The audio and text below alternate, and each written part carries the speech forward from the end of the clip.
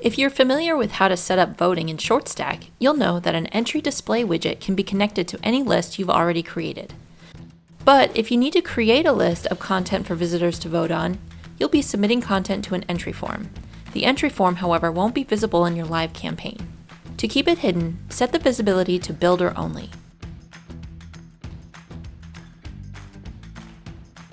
Next, before you start submitting entries into this form, double-check that the Builder Only form is connected to the same list of entries that the entry display widget is connected to, and that Live Entries is enabled.